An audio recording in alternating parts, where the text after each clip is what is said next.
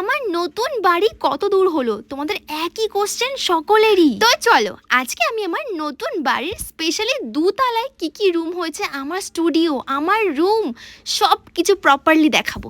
তো চলো ভিডিওটা শুরু করা যাক। তোমরা হয়তো অনেকেই জানো যে নিচের ঘরগুলো কিন্তু আমি অনেকদিন আগেই দেখিয়ে দিয়েছি যে কোথায় কি রুম হয়েছিল, কিন্তু তখন ভিতরে বাস ছিল, তোমরা হয়তো ভালো করে বুঝতেই পারোনি।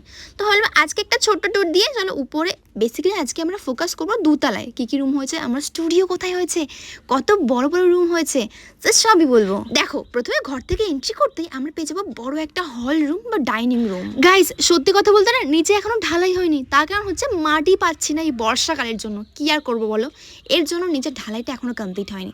আর এই যে সাইডে যে রুমটা রয়েছে এটা বেসিক্যালি আমার মা আর বাবার রুম। কি সুন্দর না দেখতে। আরে এখন কি করে সুন্দর দেখতে হয়েছে কিনা বুঝবে, যখন সাজাবো তখন বুঝবে, তাই না? আর তার সাইডে রয়েছে আমার রুম, যেখানে আমার বাড়ির কিছু সদস্যরা সব সময় থাকে, যেমন কি তোমরা দেখতেই পেলে। আর আমার রুম থেকে কলটা খুবই কাছে। আর দেখো মা এখানে জামা কাপড় কাচছে, মানে বর্ষাকালে মা বিকালে এখানে জামা কাপড় কাচে, আমি বুঝি না। মা বলে যে সারা রাত ঘরে নেড়ে দিলে নাকি শুকিয়ে যাবে, এই জন্য। যাই হোক, ঘর থেকে বেরিয়ে সামনে হবে একটা কিচেন অ্যান্ড তার সাইডে রয়েছে ওয়াশরুম। আগের বার আমি বলেছিলাম কি পায়খানা বাথরুম, এই নিয়ে লোকজন এত ট্রোল করেছে আমায় যে পায়খানা বাথরুম কী জিনিস। ভাই এটা হচ্ছে আমাদের পায়খানা বাথরুম আর তোমাদের ওয়াশরুম, ঠিক আছে? এবার হ্যাপি তো? আর তার পাশে রয়েছে একটা বড় কিচেন, যেখানে আমাদের ঘরে বেসিক্যালি দুটো কিচেন করা হয়েছে নিচে, কারণ আমাদের বাড়িতে এত অনুষ্ঠান হয় যে দুটো কিচেন ছাড়া একদম পসিবলই না। এবার আমি সিঁড়ি ধরে উঠে গেলাম উপরে, আর এটা হচ্ছে আজকের মেইন জিনিস, যে উপরে কি করা হয়েছিল। তোমরা অনেকেই আমায় কমেন্ট করেছো আগের ভিডিওতে যে তোমার কি তোমার ভাইয়ের রুমটা করোনি। যখন গ্রাউন্ড ফ্লোরে টুরটা দিয়েছিলাম তখন সকলে জিজ্ঞাসা করেছিলে আরে তোমার ভাই কি থাকবে না, তোমার ভাইকে রুমটা কি করো। তো আমি সকলকে হয়তো আগেও বলে দিয়েছি, তোমরা হয়তো ভিডিওটা ভালো করে দেখোনি। আমি বলেছিলাম যে ভাইয়ের রুমটা কিন্তু দোতলায় হচ্ছে, কারণ ও চেয়েছিল দোতলায় রুম নেবে, এই জন্য আমি ওকে দোতলায় রুম দিয়েছি। যাই হোক, উপরে ভাইয়ের রুমটা কিন্তু সব থেকে বড় রুম, মানে 20x20। ভাবতে পারছো তোমরা যারা যারা বোঝো এইসব বিষয় তারাও তো বুঝবে যে 20x20 রুমটা কত বড় হয়। ইউজুয়ালি কিন্তু দুটো রুমের জায়গা আমরা একটা রুম করে দিয়েছি। সো হ্যাঁ, যেমন কি দেখতেই পারছো মা কিন্তু বর্ষাকালে এখানে জামা কাপড় কাচছে বিকালবেলা। জানি না কেন মায়ের এটাই বুদ্ধি যে এখন কেচে রাখলে সারাদিনে পাখার হাওয়ায় শুকিয়ে যাবে। সো চলো এবার এখান থেকে বাইরে বেরোই আর দেখি বাইরে কী কী রুম করা হয়েছে। অ্যান্ড ভাইয়ের রুম থেকে বেরিয়ে কিন্তু সামনে রয়েছে একটা সুন্দর গেস্ট রুম, যেখানে সব থেকে ঠান্ডা হবে। এখানে প্রচণ্ড ঠান্ডা হাওয়া, কি আর বলবো, এই রুমটা আমার সব থেকে বেশি ফেভারিট। তোমরা এই রুমগুলোকে গেস্ট রুম বা এক্সট্রা রুম বলতে পারো, কারণ আমাদের বাড়িতে প্রচুর যেহেতু অনুষ্ঠান হয়, প্রচুর লোকজন আসে, তো রুম এক্সট্রা অবশ্যই দরকার। দ্যাটস ওয়াই আমি কিন্তু দোতলায় দুটো এক্সট্রা রুম করে নিয়েছি। আর এখানে এত সুন্দর হাওয়া আসে কি আর বলবো। আর রুমের ওর পাশে রয়েছে সুন্দর জঙ্গল, মানে গ্রামের সৌন্দর্য এটাই। কারা কারা গ্রামে থাকো অবশ্যই কমেন্টে জানিও, কারা কারা শহরে থাকো সেটাও জানিও কমেন্টে। আর তোমাদের কোনটা ভালো লাগে সেটাও জানিও।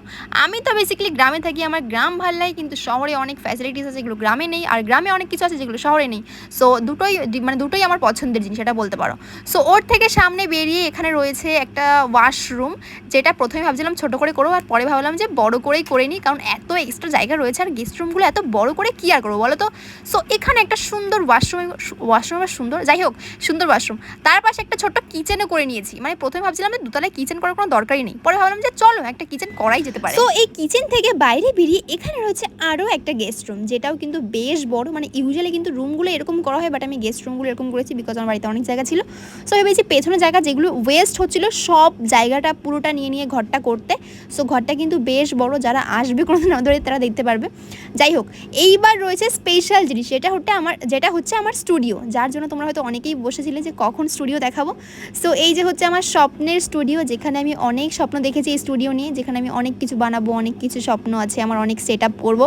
যাই হোক, লোকের কাছে অনেক শুনেছি যে আমি বাইরে ভিডিও করি বা বাগানে ভিডিও করি, এরকম অনেক কিছু বলে। বেসিক্যালি এগুলো সব উঠানেই ভিডিও করি, লোকে ভাবে কি রাস্তায় ভিডিও করছি। যাই হোক, এসব কথা আমি অন্য ভিডিওতে বলবো। আজকে দেখে নাও আমার স্বপ্নের স্টুডিও, যেখানে আমি অনেক কিছু ভেবে রেখেছি। আর তোমরা আমাকে সাজেশন করতে পারো যে কীরকম কালার করলে বা কীরকম ডিজাইন করলে স্টুডিও দেখতে বেস্ট লাগবে, কী কী লাইট লাগালে স্টুডিও বেস্ট হবে। তোমরা অবশ্যই কমেন্ট করতে পারো, তোমরা যেরকম বলবে আমি স্টুডিওটা সেরকমই সাজাবো। আমি এখনও কিছু ভাবিনি, কিন্তু আমার ইচ্ছা রয়েছে যে আমি মনের মতন করে সাজাতে চাই স্টুডিওটা। সো পাশ থেকে কিন্তু আমাদের ঘর প্লাস আমাদের নতুন মন্দির না, মানে অনেক দিনই হয়ে গেছে, সো মন্দিরটাও দেখা যাচ্ছে। আর দেখো গাইস, এখানে কিন্তু মানে দুতলা ছাদের উপরে ওঠার সিঁড়িটা কিন্তু ঢালাই হয়েছে আজকে সবে মাত্র। কদিনের মধ্যেই কিন্তু হবে ছাদ ঢালাই, তো তোমরা কিন্তু ভিডিও পেয়ে যাবে। সো অবশ্যই ফলো করতে ভুলো না। অ্যান্ড উপরে এখন যেতে পারছি না বিকজ এই হচ্ছে যে সবেমাত্র সিঁড়ির ছাদ ঢালাই হচ্ছে। সো এবার চলো একটু বেলকনি থেকে ঘুরে আসি। বেলকনি না ব্যালকনি কী বলে আমি জানি না, আমি সবসময় ভুল বলে ফেলি, তোমরা অনেকেই আমায় বলো। যাই হোক, ওখান থেকে দেখো আমাদের মন্দির দেখা যাচ্ছে সামনে, কি সুন্দর না কালারটা লাগছে দেখতে। কাকাদের ঘর আমাদের ঘর সবই দেখা যাচ্ছে। আর হ্যাঁ, আমি যে ঘরে এখন থাকি সেই ঘরের ট্যুরটা আমি তাড়াতাড়ি দেবো। তোমাদের সাথে অনেকেই জিজ্ঞাসা করো যে কবে দেবে ওই ভিডিও, তো অবশ্যই দেবো। সো আগে চলো আজকে ভিডিও এখানে শেষ করলাম। তোমরা এইভাবে পাশে থাকো। চলো, থ্যাংকস ফর ওয়াচিং।